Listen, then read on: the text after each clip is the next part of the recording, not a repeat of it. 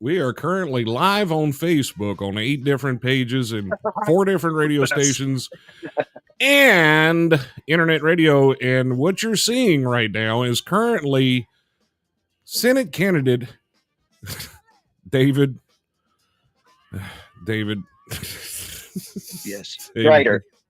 I know. This is my member T-shirt. I was trying to get him to show his my face so I could say his last name, but he just, you know. I mean, I wanted to show my membership to HempFest. There you go. That's awesome. It's a good thing.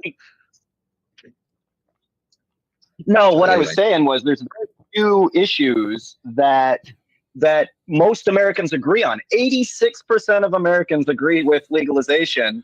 If not, it's something like 70% are outright legalization, and 80%, 86% is legalization with caveat to medical, right? They'd like to see medical at least going. And that number is insanely high. It's the only thing that you can find that 86% of Americans agree on. Just had a gummy bear, cherry flavored. I don't smoke anymore. Yeah, because of a certain medical condition. And, that's a story for another time, I guess, unless I'm asked about it. But yes, I love my gummy bears. I love making the candy cookies. Oh, that's a hard thing to say on an interview unless I'm asked about it. Well, it's not a condition of employment with me. In other words, that's not going to stop him from anything he's trying to accomplish. That's what he's saying. No, it's not. Right. That's what I'm. That's what he's saying. It's not going to stop him from doing anything. So. Yeah. I've known David for quite a while, and I can't imagine much that's going to stop him from from doing what he's going to do. I'm a Marine too. Devil dog. Semper Fi.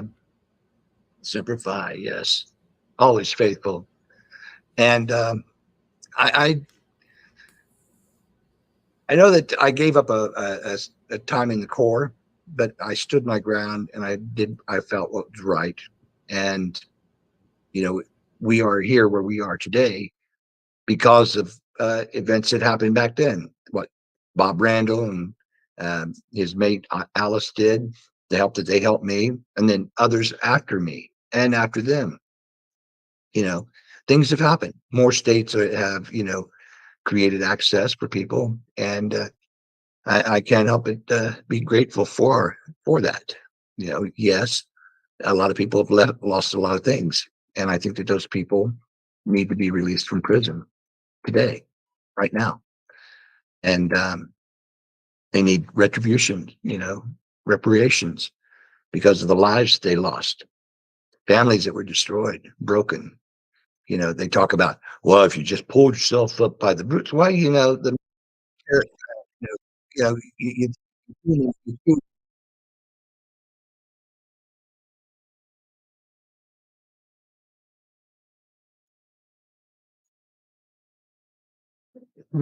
it's hard to pull yourself up if everything in your world has been broken just because of a marijuana cigarette. And in prison right now, working slave labor, wages, the corporation, private prisons, for profit, they're making a killing off of incarcerations from drug charges. And if it's a cannabis related charge, that needs to be expunged from your record and moved off, and people usually, when they get into the bit of hardcore stuff, it's because they have no other place to go, especially if they got busted for that joint. They're wrecked, their family's wrecked, and everything else. They're a pariah to their community. And why? Because of a Schedule I classification. So it's. I thought we'd be a lot further, but I'm grateful for where we are today. I mean, we're able to talk about it openly. We're able to legislate. But we still the key to it, and no one is well, send me money and we'll get it removed. Send me money, vote for me and we'll send you money and send me money, get it off. No, just get it off. It doesn't take nothing but to create a amendment to go in and remove that. That's it. It's simple. One paragraph could do that to pages of and years and lives that have been ruined because of the government's need. Well, I mean, that's why I kind of got that promise from you, is that they all tell us, just send me $20 and we'll end mass incarceration. We'll get marijuana off the Schedule 1. They've been saying that my entire life. Right. Well, my entire, since I've been able to vote, right. Whoever I was voting for was promising they were going to take real action, and they never do. They never do. And I truly believe that that you'll take action. But I wanted to put you on the spot and get that promise like in stone. There he is. Yeah. Hey, and I'm glad you did. Hey, Harsh, how you doing, buddy? He is muted. Stand by. Hold on, Harsh. Hold on, buddy. You're muted. I think he's muted on his end. He had an MTG given on him, She was censored the other day, right, of course. In the Congress. That How you doing, Harsh? I'm doing great. I got the suit to match David Strider, so I'll be a different color, but I figure some of us have to dress up. And more importantly, I'm glad I live in Illinois, because in Illinois, we just can go to the store at cannabis store anytime without getting edibles. So, Oh, we can do. It's Washington. It's Washington. I know, exactly. It's nice. Yeah, it is definitely a weight off of your shoulder, knowing that you're not going to be executed in the street because you had a joint in your pocket. That's a lot of stress in your day-to-day life. It is. It can be. It really can be. But I'm glad. I mean, as much as I can't stand Pritzker, at least you got that right. Terrence, question. What is your whole name on this thing? It says Terrence Daniels, support the, and all I see is a bunch of dots. It probably says support the revolution. Yeah, support the revolution. Okay. Yeah, and we're experiencing some of the things that our forefathers experienced. And, they went through a period of taxation without representation. And I couldn't create a more vivid picture than the current congressional house. They make sure that we get taxes, but they're not representing us, or we wouldn't have Schedule 1 right now. Well, when it comes to things where the population is 86%, once legalization, when it comes to stuff like Medicare for all, right? It's another 70%. Those are huge numbers of Americans that agree, but they don't hear it. They really don't care. That's not who pays them, right? It is who pays them in one sense in the $20 donations, but they're already multi-millionaires, right? Mm-hmm. Well, I mean, the thing about Medicare for all is that, there's a lot of people on the VA that have it, and they're like, you don't want this. But personally, I think when it comes to the whole single payer thing, if you emulated what, the British have, you'd probably be better off, Can I tell you how the VA feels, Harsh? Well, some like it, some don't. But they like the idea that healthcare for all is not for the military, not the VA. Right. Healthcare for all is we get the template for healthcare for all from the VA model. I mean, I receive VA healthcare, and it's been very good to me and my wife. But that is the best healthcare in the whole world, and I've experienced a lot. And all I'm saying is that is a template that we can use to create healthcare for all as a really seamless. I mean, no, that is true. No, I mean, I see what you're saying, but I'm just saying, like, some of the other countries that do have, a single payer system. Some of the countries, especially the Scandinavian ones, have a far. I don't want to say it's a far better system than what that's here. No, you can say that. Yeah, you can say that. It is. I mean, it's better here, but like, not say like it's better than what David's received or anything, but. It's up the there. word you're looking for is far superior, but that's what happens when you actually fund your healthcare system. Right. Yeah. So, I mean, what you don't hear. So you'll hear in Canada, UK, They'll be like, fuck, this really sucks. I can't get the doctor I want. My wait times are real long. They have a list of issues that they have with their healthcare system. What they're not asking for is privatized debt for healthcare replacement, which is kind of what the other side tries to spin it as. Yeah. Right? Because you say, hey, yeah, if you say, hey, I really like the car, but it doesn't have the radio I want in it, right? When they repeat it, they're like, oh, he hates the fucking car. And that's not what they said at all. They said, I love having single-payer healthcare. I definitely don't want the dumpster fire that you have. I would just like shorter wait times. That is true as well. Because like, you know, not to put my conspiracy theory hat on for a second in regards to this topic, but I'm pretty sure they installed an Indian prime minister just because since he's the King Tory now, just because they want him to be the guy who destroys the NHS, and then everyone hates brown people in the UK again. That's what I'm really about.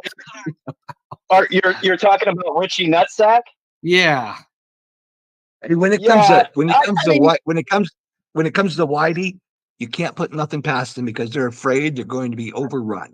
They are not a majority as far as the world population, you know, and you know, the white people. I mean, especially here in the United States, you know, if you're smoking pot, you know, they do too. I mean, you know, these rednecks, they smoke it too, but if I can be a testament as a group, to that comment right there about the rednecks. Hey, how you doing? he's got the redneck and the French part. So well, you know, the redneck needs that. You know, you worked really hard in the fields. You know, that's one interpretation. And I was raised in farm country back in Ohio, and we had really good herb that grew in Meigs County because this is 420. 12 minutes into it. Okay, so and I really enjoy seeing a really good tall tree with buds about 14 inches long on. Monica Denman on one of our pages says it's a completely different healthcare system. They need to combine the billing. That's the big problem. Yeah. And she also says the problem is all the billing systems. Yep. Yeah, your social security card is your ID. You don't need another number. You don't need a Medicare number. Your passport to single payer healthcare is your social security number. And everybody's getting, as soon as they're born, they're issued one. So for old salts like me, you know, it's an asset. You know, I got a social security number. Okay, well, what is it? You know, and boom, boom, boom. That's what they bill to. And you know, you're not going to get rid of people are not going to lose their jobs because look how many people out there, and there's going to be a run on the healthcare system once healthcare for all comes in, for the simple reason, oh man, no premiums. Oh, I can actually get this tooth pulled. Oh my God, my foot, it's been broken for 2 years, you know, and I'm limping. You know, people are going to actually run there. So we're going to need those bodies that are doing the administrative work to file the claims to Medicare or using the Social Security number so that people can get the treatment they need and not worry about the cost. I mean, not worry about the cost. I don't worry about the cost. Okay. We are a fiat currency. I mean, you know, let's get down and dirty. I mean, we're a fiat currency. If we can go to war as much as we have, we can afford healthcare, period. I mean, if the Pentagon can lose 21 trillion like that, you can definitely afford it. A healthy population is a productive population, period. They just tell you they lost it. I mean, come on. Right, they lost it, laundered it, whatever. It's 21 trillion gone that could have been used for. Excuse. Right, but the bottom line I'm saying is that's 21 trillion that could have been used for, you know, a proper single payer system. Oh yeah, the list goes on. We could have a high-speed rail system, or even a rail system that doesn't explode every weekend. Yeah, or bridges that don't collapse every month. Yeah, you know. I saw one bridge. I mean, what's the fun in all that, though? I mean, if you take all of that away, what's the fun in all that? I mean, hell, I mean, this whole country is a current. I mean, it's like an episode of. I'm pretty sure we're being influenced from outside forces, and this is just a sitcom now at this point.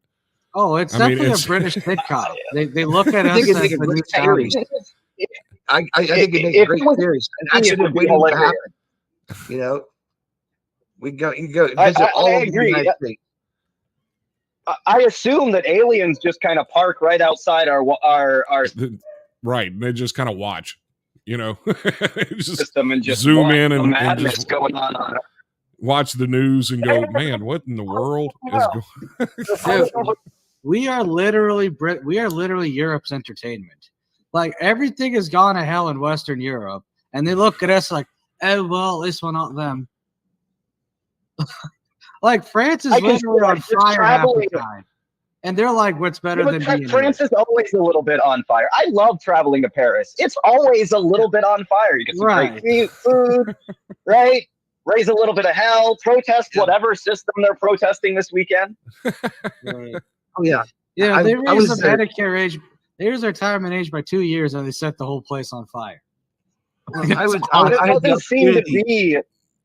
doesn't seem to be a limit of what they can do to us, and Americans will not actually stand up. I mean, there is no limit to what they can do, and you can break it up into each individual like group or demographic that they would like you to break it down to. But at the end of the day, they will straight up poison your water, right? And walk away like, oh, well, too bad, right? They'll blow up your neighborhood. Well, too fucking bad. Right? Actually, fracking doesn't cause cancer. Too fucking bad. They'll execute you in the street. What are you gonna do about it? Right? Yeah. Like there is no fucking limit. Oh yeah. I mean, Monica says they don't take the U.S. seriously. The last time I was in Paris, there was a terrorist attack. I'm not going back. Condolences. She says she's not going back. And Monica says I went and had a lump cut off my head. I paid cash. They didn't know how to take my payment. Got a computer printout payment after 15 minutes. LOL. I blame the billing. The billing system in this country when it comes to medicine is very complicated. Cash is becoming a scarcity as far as legal tender. I don't know. Right. I don't understand why, but it is. Right. I mean, well, because we're going to fiat currency. I mean, it's pretty obvious. If you allow people to make money out of thin air and not actually make it, it's just ones and zeros, right? This is what happens. Right? If you're trading fictitious money and buying debt with it and expected that to come out on top. And when it comes, we're backed by absolutely nothing to say, oh, if we're backed by the full, American, credit of the American people. That's just an extended trust me, bro. It is. That's only going to work for so long. It really is. That's what people don't realize. And then one, you have that, but two, like only 20 something. I mean, I was reading a statistic somewhere. It was only 20 something, 25 or 27% of transactions took place in cash last year. Oh, it's going to get smaller and smaller. Some of it are there are two things that are happening here. Mm-hmm. Right. Yeah. Right? It is that the fiat system, the run on debt system is stupid, right? It really doesn't work. It just, creating money so that you can have a loan, but that all requires people to pay them. And if any one piece doesn't work, it all collapses on itself. But on top of it, we're already working in digital currency, right? You said, only 20% is done in cash. Right. It is, moving on to cryptocurrencies, to electronic currency is the natural progression in the same way to moving to gold coins was over, seashells. Seashells rocked for the first 100,000 years of a human existence. Right. Something that we need to do, right? And then we figured out something new. And one of the things that we need to do, okay, and it's come up in conversations in my quarter, and that is having a banking system and create a banking system here in the state of Washington. Terrence has mentioned the advantages of having a banking system because right now the stores and growers, they don't have any place to put their money, and they're getting robbed and they're getting murdered. Just down where I live from, it's called World of Weed, and it was broken into, and the guy, and I guess the criminal saw that there was a chance to make some money there because there's a world of weed there. But the stores are getting busted into. They're stealing cars and ramming them into storefronts and going in and ripping off all the merchandise. They don't have any place to put their money. I mean, they're getting assaulted, and we need to create some place where they can put their money. If we're going to have this legalized control of the drug uh, war on cannabis and have it controlled by the state, then we need to have what? Banking for these people, because they're taxing the hell out of us. And that is basically against the law. How can they, something that's on Schedule 1, how can they tax us at 40%? Why do they want to tax us so high and tax so much? All they're going to do is open it up and put it down in the underground, put it, sales and everything. And then they're going to be able to come down with the marshals and stuff and close everything down. Yeah. So, I mean, in order to think like AWIPes, you've got to, you've got to think like them and what they would do. True. It's like really like to see cannabis banking, like Washington be the capital for cannabis banking. And as more states go legal, there has to be, as it sits now, because it's not federally legalized, you can't hold your cash, you can't hold your money in a bank, right? You can't run ATM machines, or you can't run it through the ATM. You have to go through your card. You have to go to an ATM, take cash out, then buy it. A lot of the stores all have an ATM inside, and you take cash out, buy what you need, and then you leave. You can't just run your card, put in your number, and go on with your day, because you can't hold money in there in federally insured banks. If we ever figure out a way to get around that through cryptocurrency, through possibly using some of the indigenous banking systems that the casinos use, if we find a way around that, that would be such a huge advantage. And it does lower crime, because businesses aren't sitting with hundreds of thousands, if not millions of dollars, at 10s and 20s in their back room. Right. When you consider the taxation that they brought in and the revenues that are being reported by the State Board Liquor Control Unit, I mean, when you think about how much money they're reporting in sales, you can imagine how much the owners and everybody, they can't pay all their employees that, because they're also buying product. So, there's a lot of money that they have that needs to be protected. When I worked for a business out here before, it was non-cannabis, not non-pot. I mean, they paid me in a check, or it was direct deposit. The stores here can't do that, and their lives are in danger. Okay, I mean, it's like sending paramedics into a neighborhood that's got crossfire in it. There's no place for them to run or hide. But they're there committed to try to save lives. I mean, that's basically what we've got now. We've got a tsunami of federal control, who's using taxation, which really has no representation to it. So we're back in the way our forefathers were back before we became a nation. I mean, we're things are not working for us the way they should. No. The money that, if we were going to pay all this money into taxes, where's that money going to? And two, think of the education and the health that it could go to for the people here in Washington. I mean, as any state that had sales. Right. I mean, I wrote a letter to back in '77. I mean, I don't mean to date myself, but it was in the legalization of cannabis. People buying. At least some people would be buying. 1 in 4 people is what I based it on, and it was a lot of money coming through. I mean, it was at that time, it could have funded a lot of programs. It could have helped out a lot of people. It could have cleared out a lot of college debt and things of this nature. Just a whole lot of things, but nobody wanted to move forward to it, because that was money that they were getting in prisons for profit, apprehension of goods, money, materials, so they can conduct, operations to entrap other growers, etc. So, I mean, there's a lot of different things that, the government was using it for, a double-edged sword, and that's what we're facing today.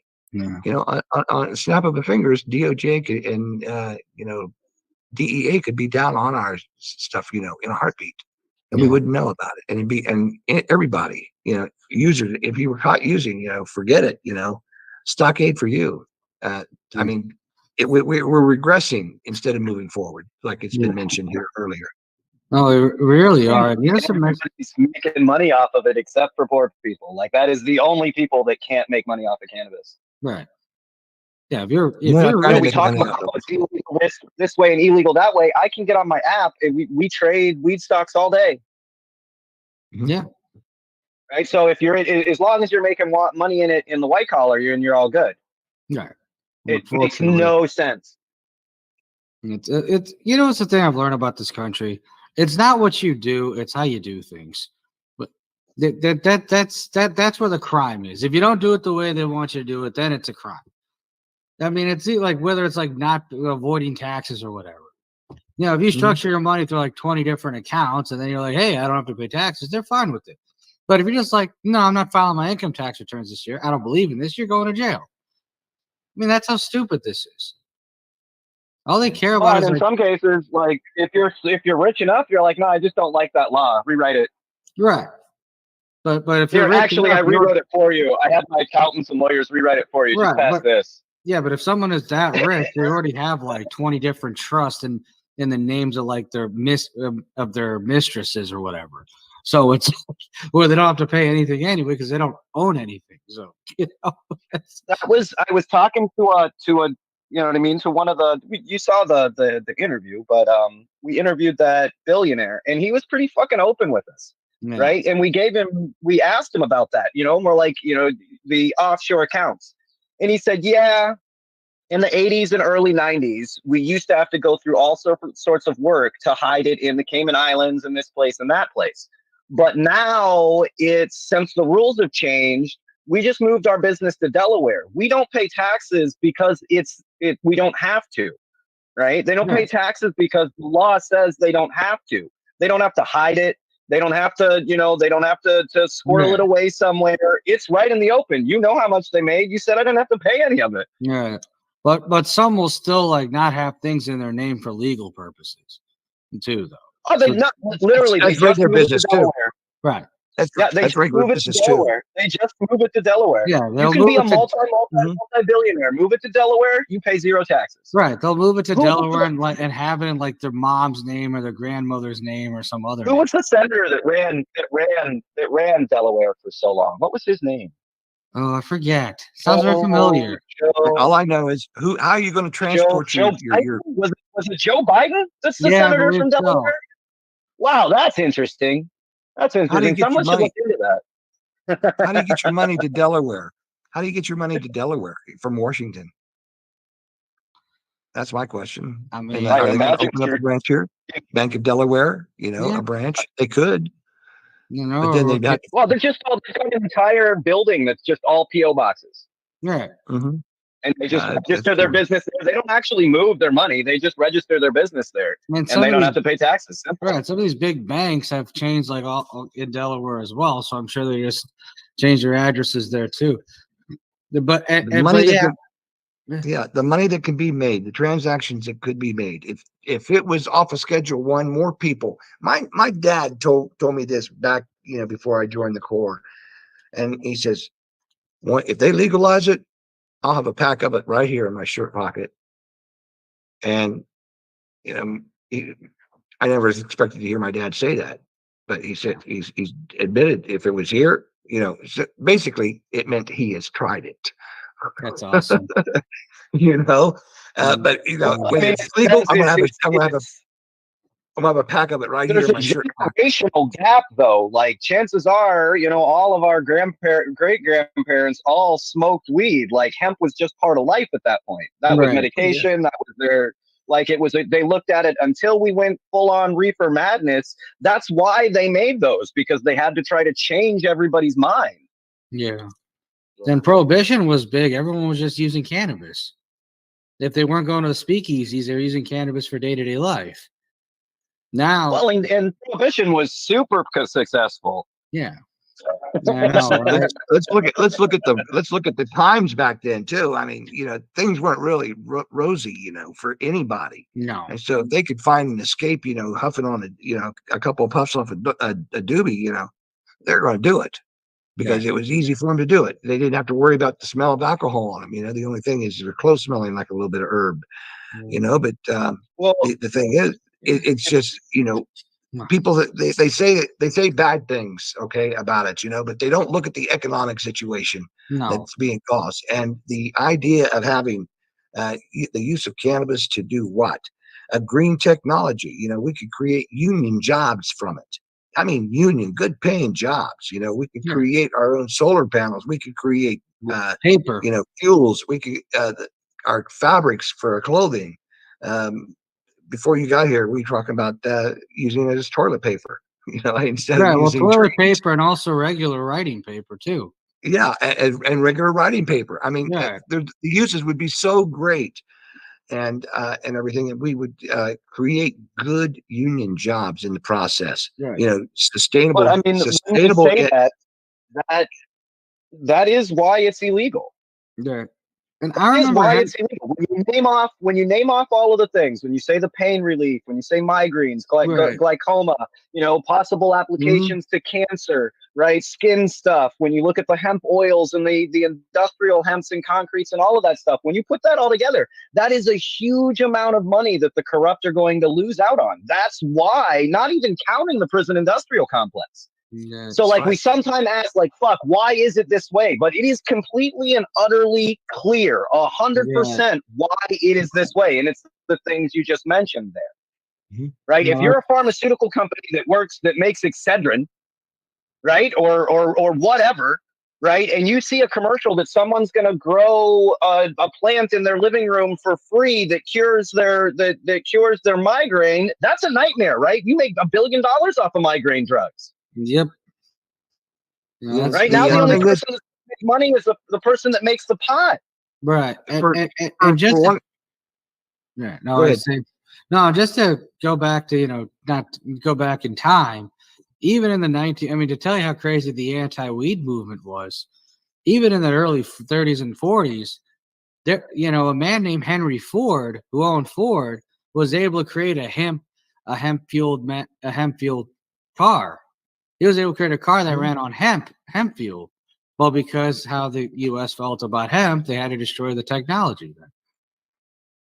Yeah, and it's killer that we're in this world right now, because he made the hemp Model T, made out of hemp, ran on hemp.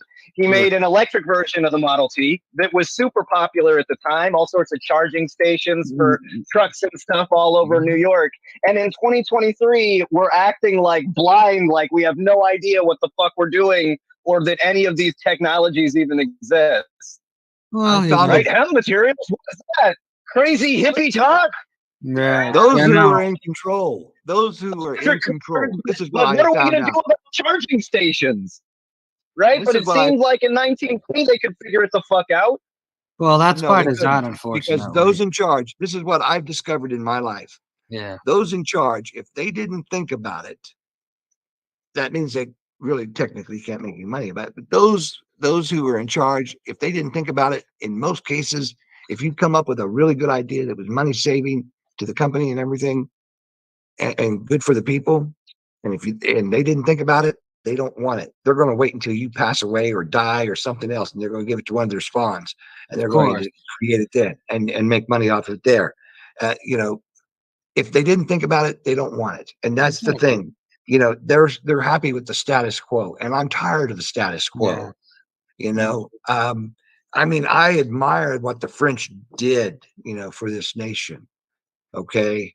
I admire what they did and for us. And I admire what they've done, with the Yellow Jackets. I admire what they did on Bastille Day, for crying out loud. The best day that we could have for announcing our Bastille Day for us is getting people who are like-minded into the Senate and the Congress, and someone sitting in the White House who thinks about the people and the direction of the people. And that goes for all of them. This Marjorie Taylor Greene got censored for calling one of the people liars, and then Bobart, she's talking about, did you authorize to legalize pissing in the public? It's like, and it's that's the kind of stuff that we're dealing with on the the ebb tide of Trump.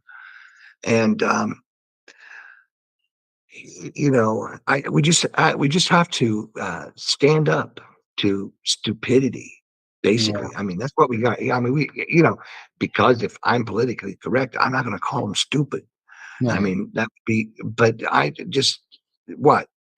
I wish you would educate yourself on how that actually works, Madam You don't Congresswoman. have to be stupid to be ignorant. Right. That's So a true. lot of these That's true. people, Marjorie Taylor Greene, all of them, right? Ted Cruz, all of them, they're not stupid. They're ignorant as fuck, though. Yeah. Mhm. Right. And those are two very different things. A lot of these people, they all come from East Coast schools, Harvard graduates. They're not stupid. They're educated, but they're ignorant as fuck. Yeah. You know, and even Right. in And it's gotta stop. I Beaubert's mean, case, even though she only had a GED, she built up a very successful business. She was a successful businesswoman. It's just like Terrence said, she's ignorant as fuck. Yeah. So that's all that is to it. But more importantly, to go back on these topics, what people don't realize is a lot of these technologies aren't destroyed by choice. They're destroyed by design. Like all this stupid green technology that we see now isn't even that green compared to the technology we used to have that was truly green, that could have actually saved the environment, that could have actually been good. And a lot of it was probably run on hemp. And that's what people don't realize, is that they're being played when it comes to this new green movement, because it's not the same as the good old days, as the good things that they had. And that's a lot of times it's who you ask and what you're asking. So at the end of the day, right, if we walk up to ExxonMobil and ask them, is this green technology going to work? They're going to give you a list of reasons why we really just need to stick right. oil. But that's because you're asking ExxonMobil, and we do that for everything. Oh, I'm not talking about ExxonMobil. They sit on every, and at the same time, they pump out huge amounts of misinformation, right? So there are technologies that we can use now. There are technologies we can use in the future, but only green technology needs to be perfect before we roll it off the assembly line. And it's the only technology we do that with, right? You don't say, well, look, 8K, 12K TVs are coming, so we're just not going to build the 4K TVs. Right? We don't do that with any other technology, unless you say, hey, I'd like to no longer use fossil fuels. And then you're like, whoa. It's not 150% efficient. No, I agree with you on that. But my only issue is a lot of this quote unquote green technology is not even all that green. Because what people don't realize is, all right, we don't use fossil fuels, right? Fossil fuels are terrible. Let's try to move off of them. However, if we're using technology that's based on like mining 70,000 years worth of cobalt, are we really better off? So there are heavy metals, and not being able to recycle wind turbines are the two number one things that I hear the most of, right? But those are engineering issues, right? Those aren't fundamental laws of physics. Not even 4 or 5 years ago, one of the big Jaguar, right? One of the big car companies came out with a battery that doesn't use the rare earth metals, right?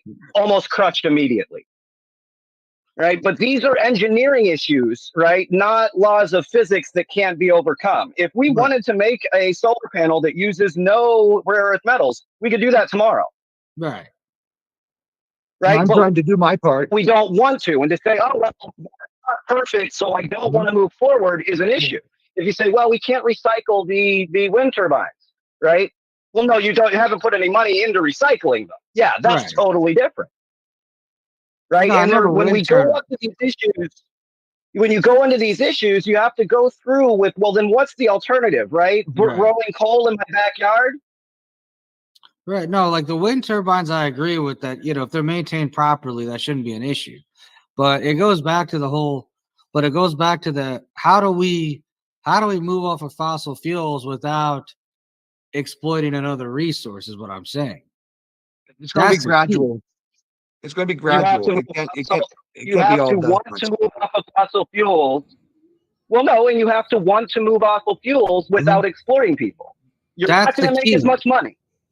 And the passenger automobile, You're the gonna have passenger to come to automobile is terms probably with the fact best way that to go. Passenger automobile. You're not going to make Mhm.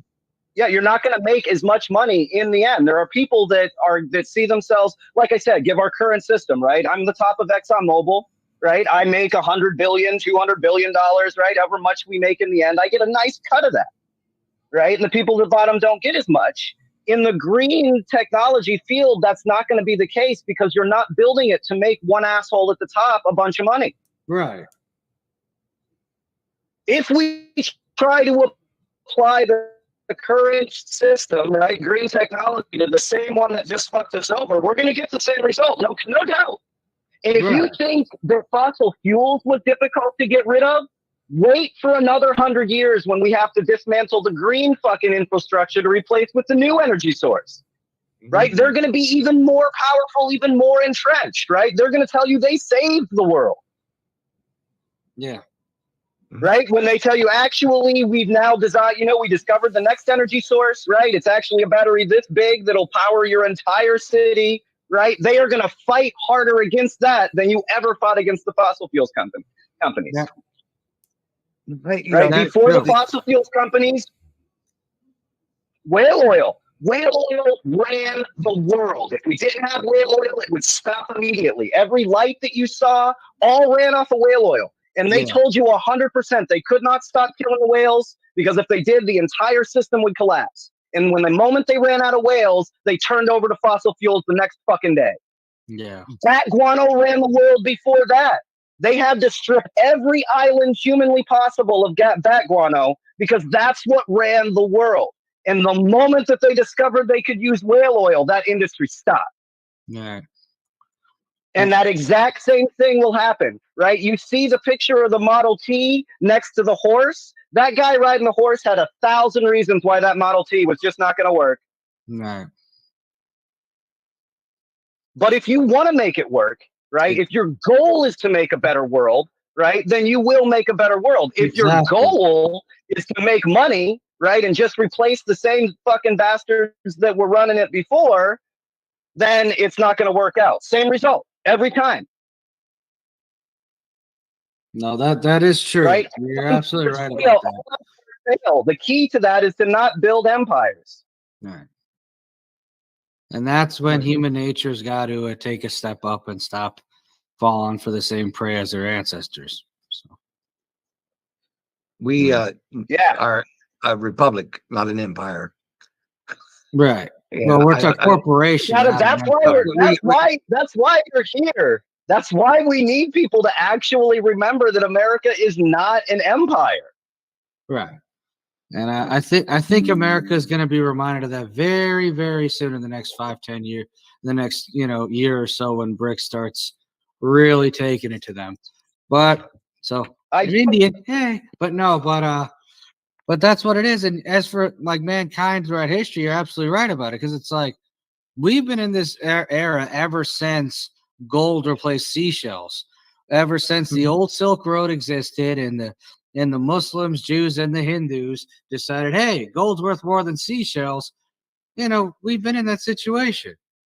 And unfortunately, it's been nonstop for centuries. Mm-hmm. Yeah. Oh, and there were people that came out that were billionaires by seashell standards, right? They're like, we've always used seashells, right? We can't replace the seashell system. What am I going to do with this shiny rock? I can only make so much jewelry. Yeah. Well, I mean, right? We've always used seashells. We should have stayed on seashells. Honestly, when we moved to gold and during the Silk Road era, that's when all they went to hell. Yeah, the environment. It always reminds me of Star Trek. It reminds me of Star Trek. In Star Trek, they always go to a planet, and the people there have got like some piece of technology that they're using as jewelry. Right? It's it's the lithium core that they've got hanging around their neck or on some staff, and they have to go in and get it.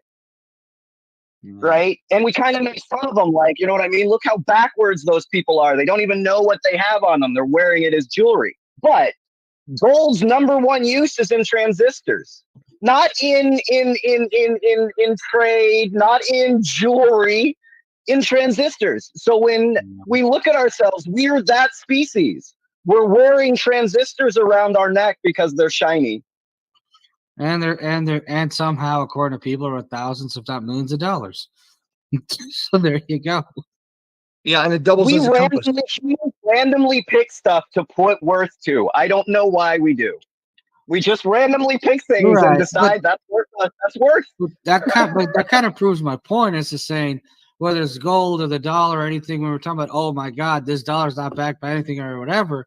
The thing is, none of these valuable items that people just say, oh, this is so valuable, are backed by anything. They're just backed by what people say are valuable. Well, remember 30 years ago when like Beanie Babies were supposed to be something you invested in for 20 years? What the hell happened? They went away like that. And I remember a time where people, all of them out of you can't see the future. So when you get things that are pop culture like that, out of all of them, Beanie Babies, Furbies, whatever the fuck they are, right? Whatever that year's thing, what was the Tickle Me Elmo? Right? You don't get to pick which one out of the 100 worthless pieces of crap that you bought, right? Which one in 20 years is going to be worth huge amounts of money? Well, right? Somebody's going to remake look at what's that show, Stranger Things or whatever? Yeah. Stranger Things. Yeah, there's a bunch of references from the 80s and all of that in there. And the things that they reference, all of a sudden, boom, explode. Everybody fucking wants one. And that one Beanie Baby or, Gizmo toy, all of a sudden is worth huge amounts of money. But you don't get to see in the future to see which one it's going to be. Did anybody ever learn how to play that Pokemon game? Well, Pokemon Go? Yeah, remember the cards? Anybody ever learn how to play that? Speaking of industries that took over, everyone talked about how great baseball cards were. Now we should invest in like baseball cards and sport and all the other leagues, baseball, football, hockey, basketball. The minute Pokemon came to the U.S., those cards went, and Pokemon cards are still rising to this day. Yeah. But I mean, they're changing some of the rules to baseball to make the gameplay a little bit faster and more fun for everybody. So I mean, that hopefully will bring some of those cards back up where just interest in the sport goes up. Yeah, here in Seattle, we've had some long ball hitters. I mean, Julio Rodriguez is a stud. I mean, it looks like the Mariners might have a chance this year. Yeah, I mean, they should have been in Houston last year, actually, but they gagged away games 1 and 4. But they that team, Rodriguez, Winkler, some of those other, they can definitely hit the ball out of the park. And Seattle, their Seahawks team, we had I believe the defensive guy Wagner come back from California. And so I mean, it's with what we got now and what they did last year. There's a good possibility Seattle could. Yeah, they got Denver, and then we can't leave out the Krakens too. Right. Oh yeah, Kraken is You guys are popping right now. Yeah, and I mean, especially since you guys have what do you call it? Seattle's got Denver's top 5 pick as well. And we got legalized marijuana here. Mm-hmm. We've got legalized marijuana too. Exactly, and that's what matters the most. And I can't smoke it anymore, but I can do gummies. This right here, you can see the line here on the thing. That was stuff that I ran out of. I had molds. I ran out of molds that I had this last batch I made. And so these pieces here, I'm not going to eat another piece, but I just had one. Okay. So this is pretty powerful, But I mean, these right here are big chunks. These are ½ inch by ½ inch. These are pretty big chunks. And anyway, they're all good. They're all good. These are cherry flavored, and but I got those squares, and I've got butterflies, and I've got half eggs and gummy bears. And did I mention butterflies? Now I'm hungry for some edibles. Whenever you get out of your heart, I'll give me I get to give a shout out to Ginger, a shout out to Pam. Thanks for joining. Thanks for sharing this out so many times. we'll go through. I've actually got, I don't know if you guys on your end have questions on your other pages, but we've got quite a few kind of building up on the other side. If they have any questions they'd like to ask me, I'll do my best to answer them, Yeah, absolutely. I'll let you know who's doing that. Yeah. I promise I won't tell you no lies. Okay. Because I can't remember what I said if it is a lie. Should we, FYI, did he just say that he wouldn't remember what he said if he lied anyway? So he can't tell a lie because he wouldn't remember it? Okay. Yeah, I know. It's just like a double johnner there, It's like, what did he say? I don't know if he meant what he said. That could borderline be a lie. I've never had to retract a statement. Let me say that. There you go. That sounds a lot I've better. never had to retract a statement. It's the facts, man. Just the facts. The facts. I got a question. Should we send a link to Pam so she can join as well? I don't even see Pam. Where is she? Is she watching? Yeah, or she's listening? in the chat. I don't see Yeah, her. she's watching. Pam. Oh, she must be on y'all's pages over there. I'm almost sure I don't see her on she's in the group chat. Yeah, she's in the Justice. We'll send her invite if it wasn't. Yeah, that might be a chat I'm not in. Yeah, I just retagged the Justice League chat. Yeah, I'm not in that one. So no, you're just in about 20 billion other troll chats. And yeah, I mean, all right, Scott said that his audio is not working on his side. Is that still the same, Scott? yes. You're not able to hear? Oh no, I can hear y'all. Is he able to, okay. Is he able to join and come back? Because that's what fixed it last time. No, I'm right here. Scott's Saunier. Are you talking about Junior? He must be talking about Junior. Junior's probably just listening. All right. No, I think there's two Scotts. Or is he just muted there on our? No, man. Double vision. No, double vision. It's Scott Senior and Scott Junior. And Junior's over there. He's just listening right now. So that's probably why he's off camera. Okay.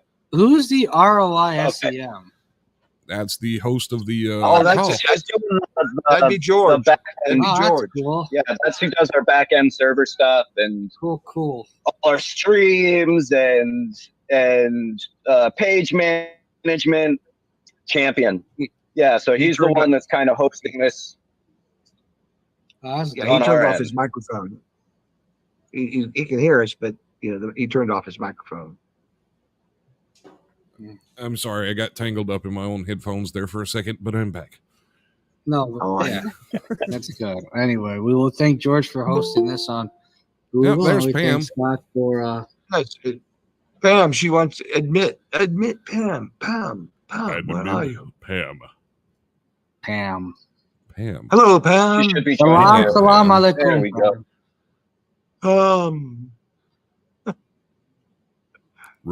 Pam, how you doing, Pam? Check your microphone. Trying to get this. There you go. There she is. There you go. Yay! Woohoo! Welcome. Welcome, Pam. No. Thank you. How is everybody? How was your holiday? Oh, so far eventful. It's been loud around the household today, so it's quiet down a little bit. So I'll come on for a few and just say hi to everybody. And it's so good to see David and him pushing through again for the second try on a 420. Yeah, exactly. Yeah. I wish I had a teleporter. I would teleport everyone a piece of. Yeah, we could reach in and grab it from we could send it through the camera back and forth. A teleporter. It's the next big invention. That'll make it to the second degree of separation at that point, because then you could pass yourself right through it. Oh yeah, you could. Yeah, you could. Oh, that would make it here. I'll try to. Oh, there we go. That's awesome. I got a buddy who lives in Philippines, and he was giving me a bunch of shit about smoking a doobie in front of him, And so I just what Terrence just did, I took my doobie and I blew it right into the camera, all the smoke, I said, here, I have a shotgun. Yeah, it's like Southeast Asia is weird in that they're either super pro weed or super anti weed. There's no like middle ground. When you're in Malaysia, like it's punishable by death. If you're Malaysian and you get caught with weed, they actually execute you. Right? Thailand, if you're Thai and you get caught with weed and you're out of the islands, like you're going to prison forever. Cambodia, you got to order stuff without weed in it. Like tell them specifically. I got an update on Thailand. They now have medical marijuana and they sell it right on the street. Right on the street. Yeah, Thailand. Well, that's when Thailand. I was there in 2018, it was not that way. No. As long as you were on the islands and you knew like the people that were there, you could like smoke on the beach and hang out. But when you were on the mainland Bangkok, like no way. If you had some, just keep it in your shoe. Right. They will never in a million years ever touch your feet in Asia. Like you can have whatever you want as long as it's in your shoe. Here Get in a Washington, nice big toe ring and stick it inside the nice big toe ring. That's why I gotta wear those. Get a sexy little anklet with a big old clunker hanging on the side of it, and Exactly. ain't gonna touch it. Every once in a while, they'll like pull tourists over and they'll pat them down, and if they find weed in their pocket, they're either gonna pay like the bribe or they're going to jail forever. But they'll never check your shoes. Right. Yeah, that's why I got to wear those extra pair of socks. You have one. You have the first pair for your feet, another pair for your weed. There you go. Here in Washington, we have a fellow who's instrumental on getting weed passed in a couple of states here in the country, but more so here in Washington. He's living in Thailand right now. He married a beautiful woman, and he's kind of settled down, but he's been a very big activist, in helping them get medical marijuana there in Thailand. And it's finally paid off. I mean, there's still some bumps in the road, but they're able to actually sell it now, and people can actually use it again for health use. So, I mean, that's a big plus. And the king, when I was there, was the reason that it wasn't legal. And I know once he passed on, I think some of that, some of that grip he had on it. And I met him, like not like, we didn't sit down for dinner, but I was in the long line. People, he was taking pictures and all that. He seemed like a pretty good guy. He was like, he made it a real point to like look at everyone that went by, to like look at you eyes. He took like a second to look at each person. And I thought that was super cool. He was there to get some pictures of the flowers. He was a little bit of like a photographer. Yes.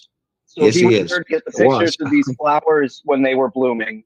And like he went by and asked where you were from and, kind of gave you a little bit of blessing and then went on to the next person. But he was out of the royalty that I met, he's been pretty cool. He was pretty cool. He raked on the cooler end of them.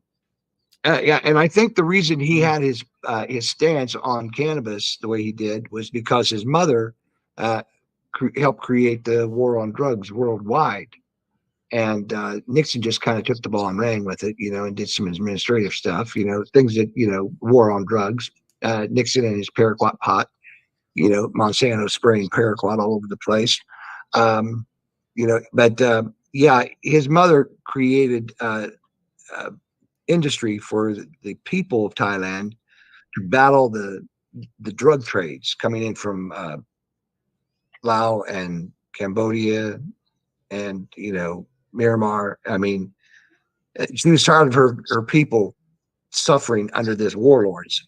And the Opium Museum, which is there in Thailand, can give you a vivid, look as to what Thailand had gone through, even with the Chinese. And so, yeah, if you ever get to Thailand, that's a place that you need to check it out, and the Elephant Reserve too. They've got a neat little song, Go all the way north and see the long neck tribes, and then go all the way out to CoPP. Perfect trip. Yeah, I mean, there's a lot of good things that can happen, in Thailand, and my wife is planning on going there this year, near the end of the year.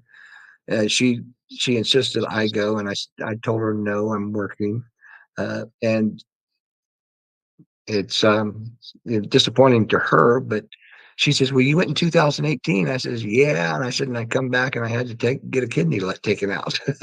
So I mean, how good was the vacation? I'm suffering. It's like waiting for an execution. Well, when you get back, we're going to execute you. Oh, okay, fine with Yeah, me. well, I'm back. But the king's mother, she was very instrumental in the war on drugs and his stance, and it was out of respect, because it's a respect thing that they have there in Thailand, and they try to honor it. I mean, if you're bad, you're gonna pay the price. But he was just honoring his mother for the most part, because he really loved the people of Thailand. And I didn't look. We were there because of the tsunami and all of that. So that was why we were in the line with him. Mm-hmm. So like I didn't get a chance to really like ask him like anything important. Like I said, he just like shook everybody's hand, gave you like a quick ask where you're from and what you're doing there, and thanks you for helping, and gave you a blessing, and then he went on to the next person. I have a Well, question for David whenever he got a minute. I have one. What's your question, Pam? I'd like to know what your plan is to help mental health care with our veterans when they come home on tour or from on leave or any of that kind of stuff with retransitioning back into civilian territory like they had back in 94 for family health care, mental health care, family group therapy, and they took it out during Desert Storm, Desert Shield. And I'd like to know what your plan is to try to bring that back for the families. One of the things that we can do for the families is just making sure that we don't deploy as often as we do. This goes to, that's an indication as to how undermanned our military is, and why are we engaging in all these different foreign skirmishes. That right there is a toll on the individual. We're talking about cannabis and medical uses today. That's one of the big healers that could be applied to the PTSD community and help them without using drugs or psychoactive drugs or anything of that nature, but using a CBD that just help them calm and focus a little bit. Give them a little bit of relaxation, a little bit of peace, from what they experienced. And some of the stuff is really gruesome for those who ever served in those theaters. It's really gruesome. And just like when Biden pulled us out of Afghanistan, it was Saigon all over again. It was a regular 4-letter, word starting with S and ending with T. It was a regular that kind of show. I was there in 73, and they could have taken out a lot of people in 73 without the loss of equipment or the loss of life. They could have taken people out and relocated them straight away, but they didn't. They waited until the very last minute when they decided someone's pulling the plug, and that's what happened. And it was just a what we call a cluster. Yeah. And that's what happened in Afghanistan too. And people that I've talked to, other Marines who were in Afghanistan, and they saw my comparison between Vietnam and Afghanistan. Yeah.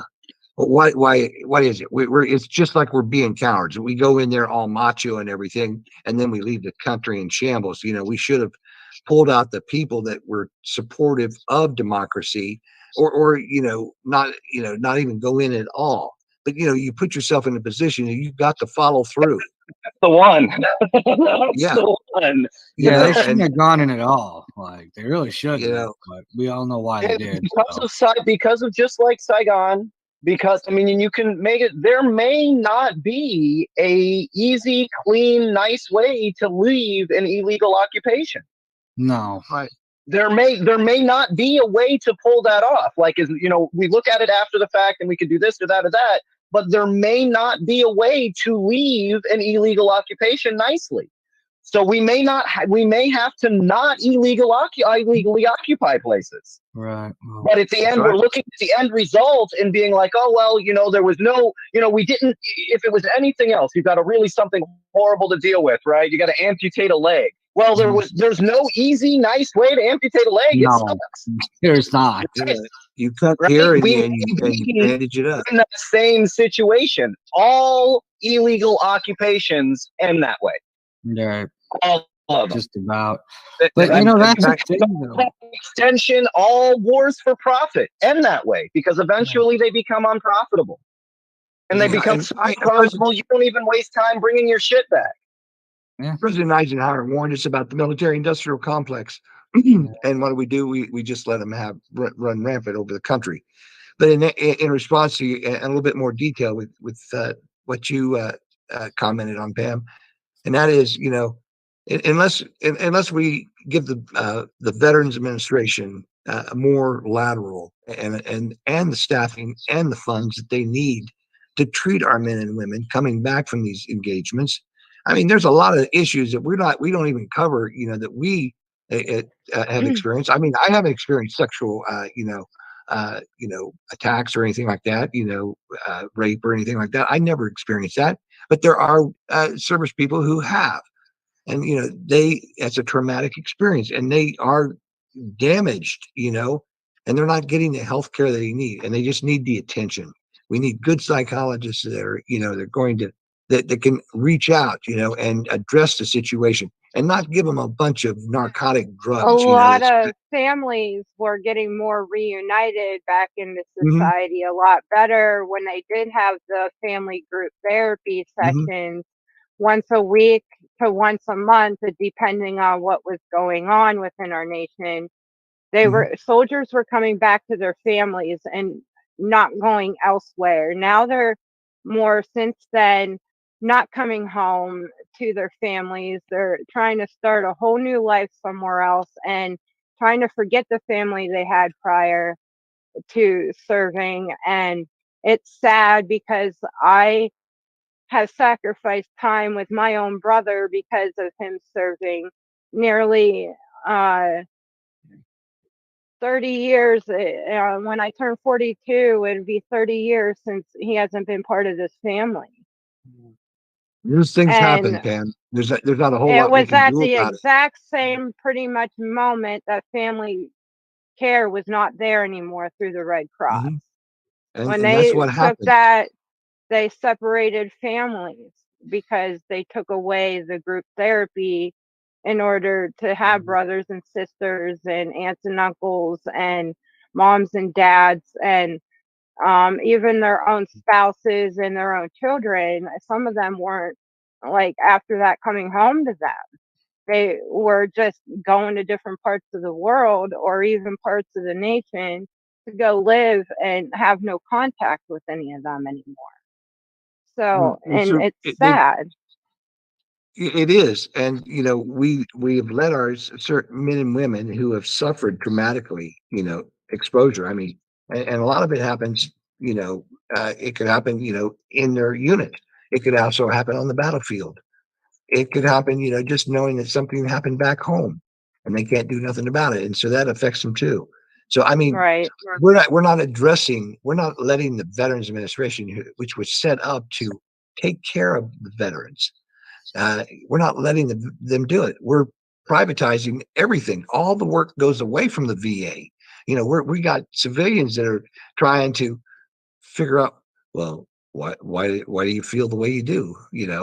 Well, if you saw this happening, and you got an email from your wife, and she said she's leaving you because Jody's in town, yeah, it really makes it hard on the service people, and they're not being addressed, and we let them take it away. We let Ronald Reagan take away the National Institute of Mental Health. So those things that you're talking about, Pam, would have already been covered under that organization, to help. They would have had the experience to reach out, but they didn't, because Ronald Reagan stopped the funding to it.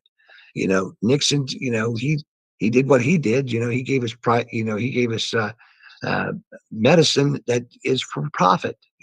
Pfizer, one of his donors. So we've been fighting an uphill battle, ever since I can remember. And I've got to experience every bit of that, Pam. Every bit of it. I've got to experience it. And I haven't seen any changes. All I've seen is lip service. And, sometimes I just want to, I want to hit something, and, that tree keeps moving out of the way of that sled when you're trying to get the tree to stop. When non-judicial punishment in the Marine Corps for me, what I did in the Marine Corps, so I wouldn't have to put my men and women, well, it wasn't the women because I don't hit women, but for those Marines, men who were, unruly and everything else and wanting to cause discord in the unit, I had a wall locker that set up in the barracks, and that's where they always wanted to go and fight. And so, the rest of the platoon, kind of troublemakers like that, kind of, migrated to that area because they knew that I was in the barracks, and they knew that I didn't like people like that. I didn't like bullies, and they said, "Sarge, we got this guy who's trying to fight, with a couple of the guys." Oh, you really? And it was the new guy who claimed to be, special forces. And I said, "I hear you want to fight." He says, "Yeah, but not you." He says, "You got those stripes on." He says, "You call the company commander on me." So I took off my blouse. That's what we call them in the Corps. I took it off. My rank insignias were off. And I said, "Anybody see any stripes?" And they said, "No, Sarge." And I says, "I'll let you take the first swing, buddy." And so, my wall locker was made for people like him. I'd pick him up, and in my prime, that's changed a little bit, but I was able to pick people up, and turn them upside down and throw them in my wall locker, and close it up and let them sit in there and meditate and simmer for a bit. There's a couple of guys who were able to bash the walls in the wall locker, but they were in the wall locker upside down. And when they got out, I gave them two choices. I says, become part of the unit, or go to the company commander and tell him you want relocated. Period. And because I didn't try, go and tell the company commander, this guy was an troublemaker or stuff like that. I let him be the one. To go. And I had the best guns in the division. I had a fellow by the name of Bob Rodriguez from South Chicago. Once he got the coordinates, he was fast on an 81. I mean, he could set up in 9 seconds and have a round down range ready to go. Just waiting for a fire. And then they would. Snipers the rest don't play around. Well, They it wasn't get a sniper. down and dirty. No, they really he's don't. not They a sniper. really. He wasn't a sniper. He's hauling, an 81 shell, a couple thousand yards down range, and with accuracy. And the rest of the battalion, if we were battalion size, would use his cords, to fire for effect. And if it was regimental, fire for effect. Division, fire for effect. I mean, it was just that he was just that good. And he liked to smoke pot, seeing as how this is 420 today. Robert, he liked to smoke pot. And one day he was humiliated in front of the company gunny humiliated him. And he was feeling really bad, the gunny and everything, he made me feel like crap, in front of the whole company, And so I went and I said, I'll talk to him. So I went in after muster and said, "Hey, Gunny, can I talk to you a minute?" He said, "Yeah, come on in, Corporal." I was a corporal then. And he said, what do you need? I says, "I understand that you had an issue with Rodriguez in company formation." He said, "Oh, yeah." I said, "You don't humiliate my men in front of the rest of the company. You got a problem with my men, you come to me first. You don't ever, Gunny, humiliate any of my people in front of the whole company, or we'll be in front of the company commander.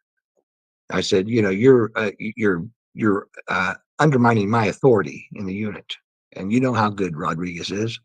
Yeah, he smokes pot though. It's okay. He says, I'll give you that. I'll give you that.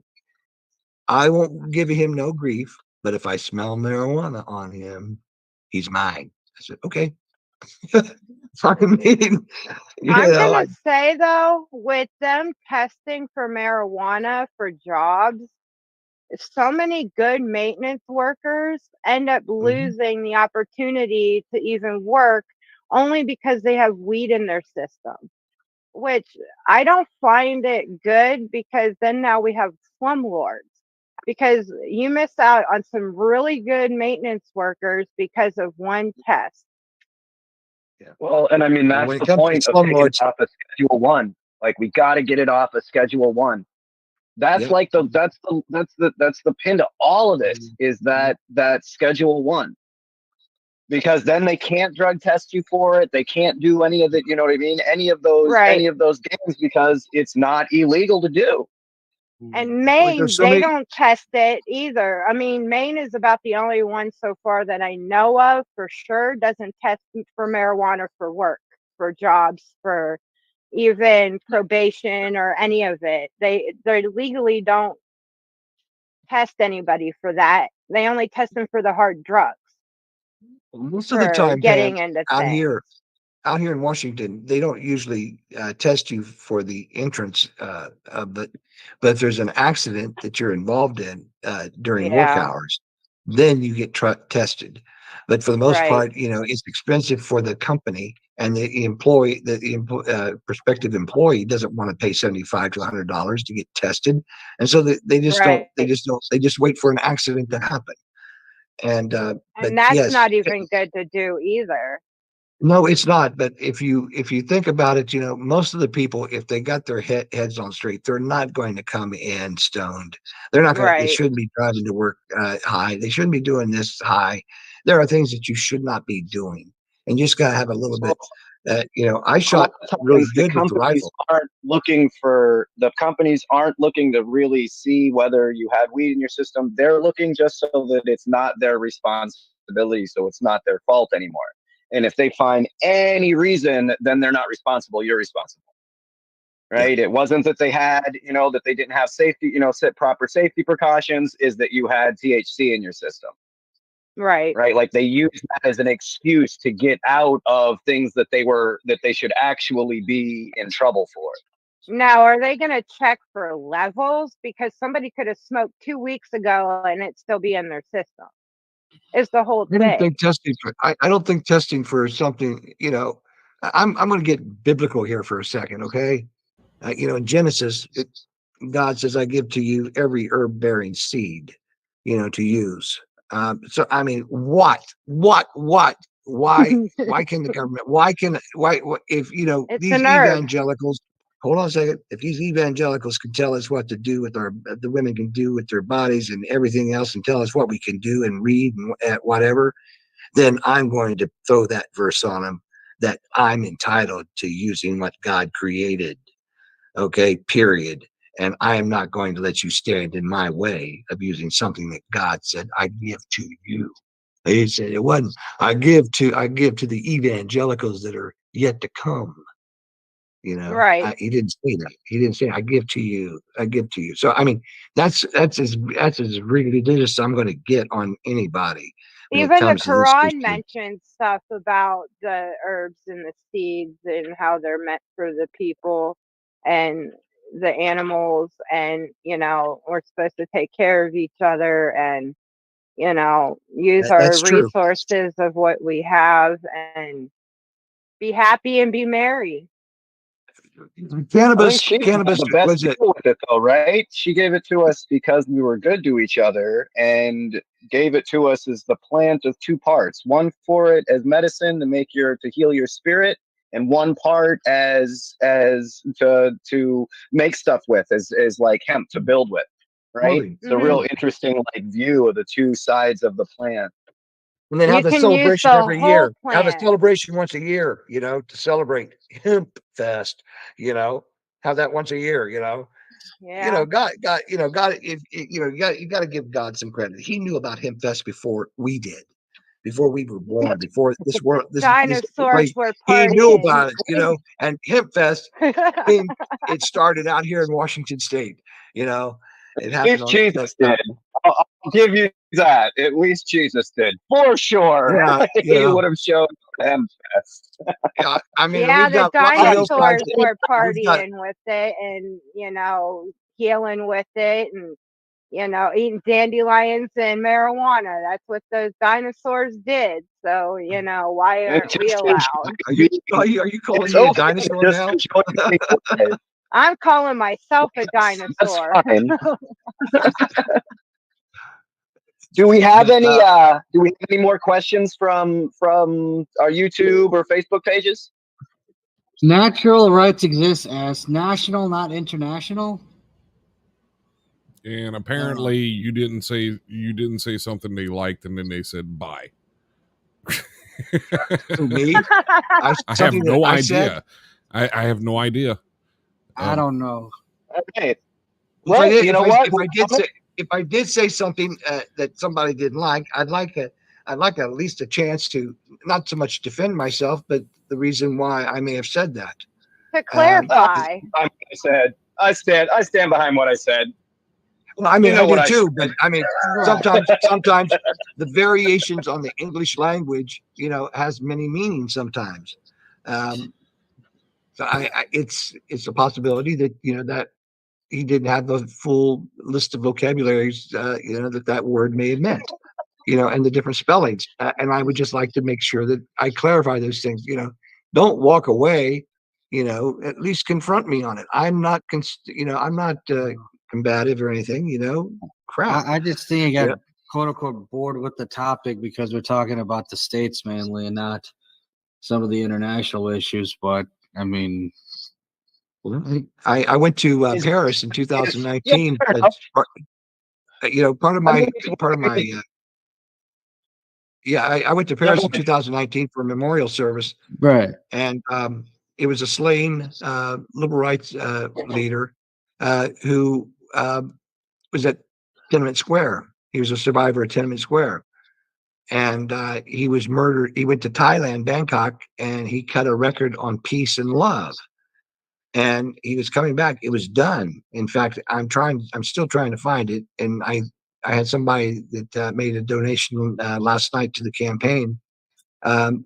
He is probably going to be the key to help me find it.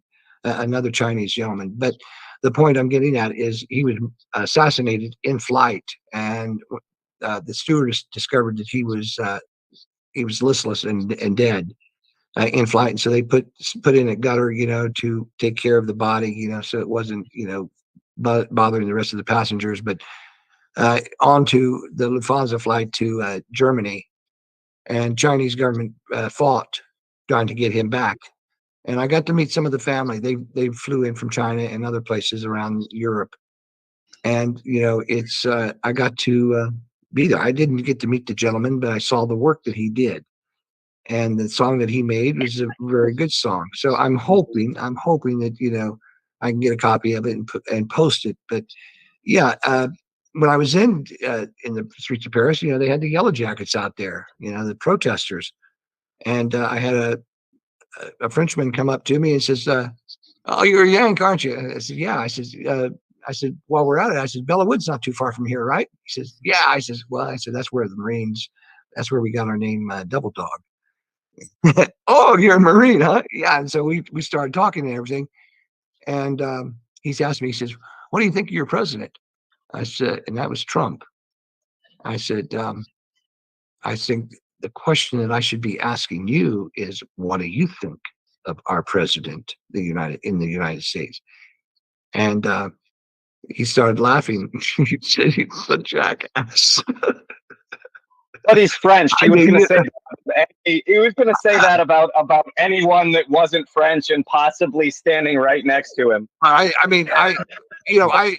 because of my history, because of the limited history that I have in American history, the French, it was their presence outside of Yorktown that kept the British fleet from leaving or even getting in. And so that was very instrumental, in our fight for freedom. That was very instrumental. And I told him, I says, Marines fought there in Bella Woods for you guys. We're happy, we were able to come in time. All those things, bringing, raising them up. And then I said, you guys had fun at Bastille. It was a. All right, we kind of got to wrap up here. Do you have a website for your campaign? Do you have any information you want to give out before we close? Yes, I would. I would like to give everybody the campaign address, and that's www.davidstriderforsenate.com. And it has a description and explanation on a lot of different issues that are on there.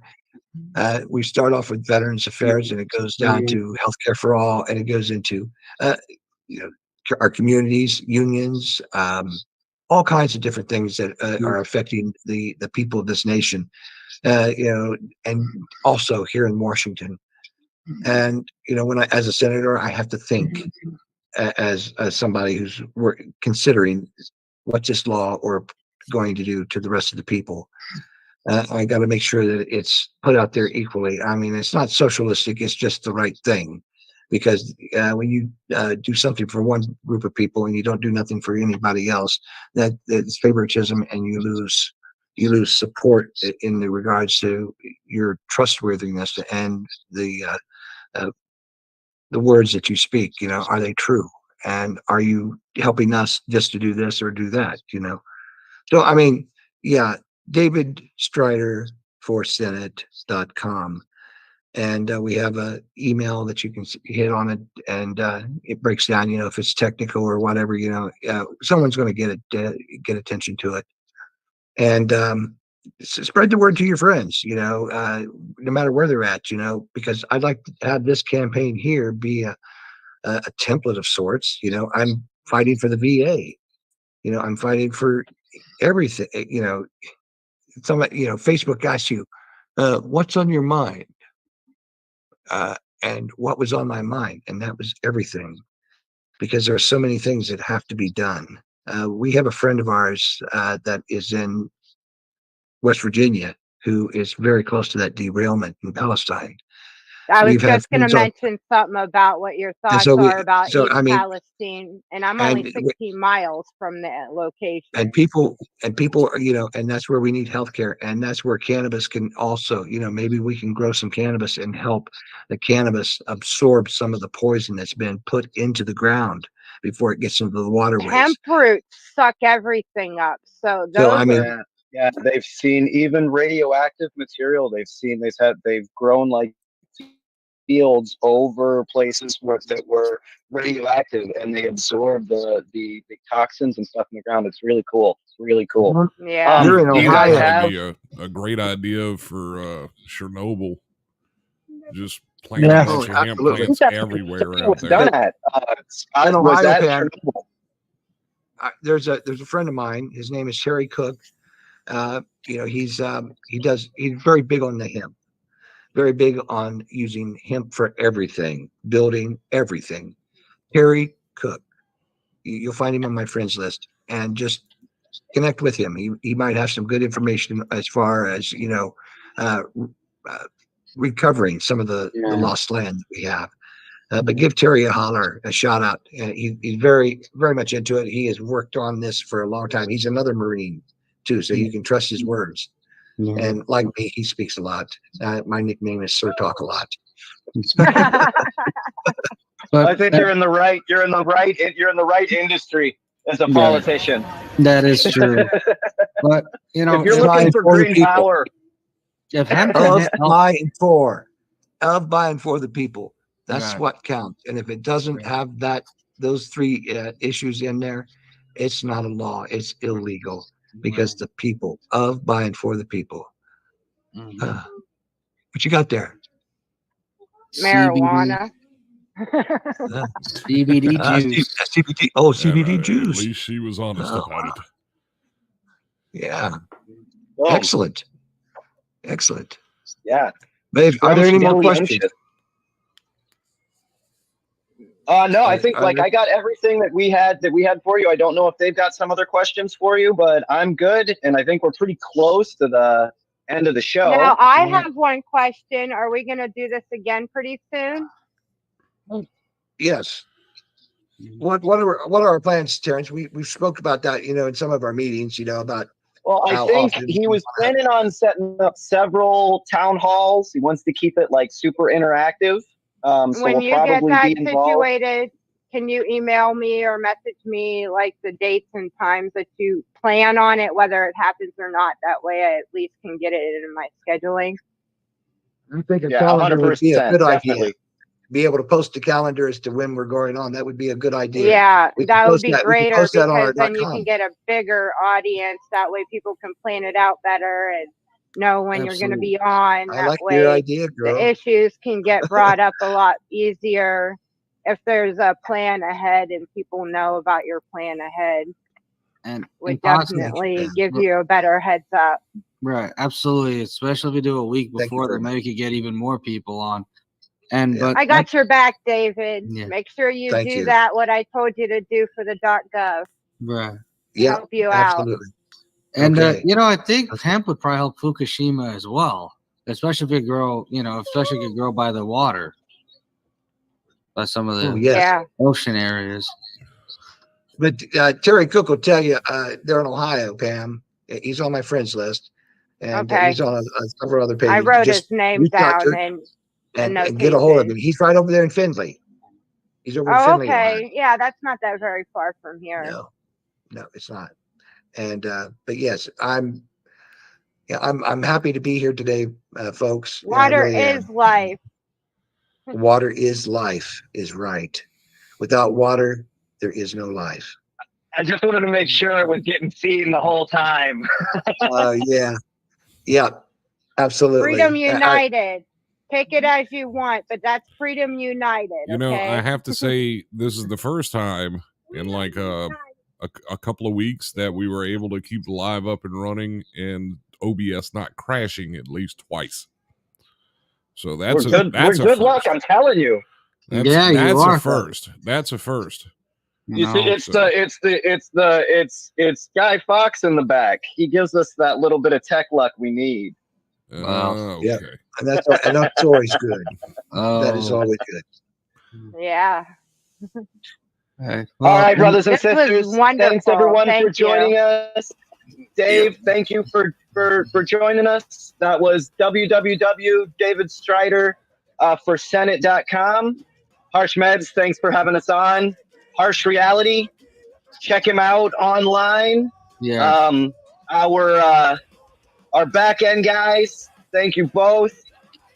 Scott, big thanks. CSHR. Play the radio before the show. All wins.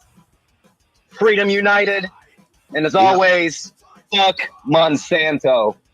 Yeah. Oh, and we're gonna get that calendar up that Pam suggested. I think that's a good idea.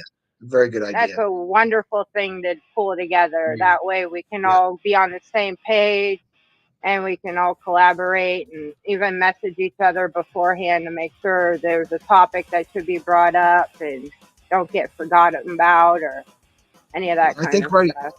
I think what we're going to do initially, Pam, if we do go down that road, and I think it's a very good idea, some of the topics that we have on the page itself will be the ones that we headline. Like, for instance, veterans care would be next, and then followed by healthcare. Some of these things are so integrated with each other because of cannabis, for one. But so many times, so many things that our government has not done for us, we have been left out. And so we have that need to do these things. And so I think that by going down the list that we have on the homepage, that takes us right up. And to where we can address a lot of things. Now we're going to find out the interaction between some of these issues. It's right out there. There's nothing we can do about it. It's just because they're interwoven. Finances. Your finances are interwoven with medical costs or employment. We've got all these things that just intertwine with each other. There is no one solution for anything. And we covered that today, I thought, like really that well. dodecahedron inside of a dodecahedron inside of a dodecahedron, and like the stacking dolls. Like there's so much complexity and layers to it, and it all connects all into one, clear down to that little seed, clear in the middle. Remember, folks, the only request that I have here for anybody who tunes into us is that you're able to walk and talk and chew gum at the same time.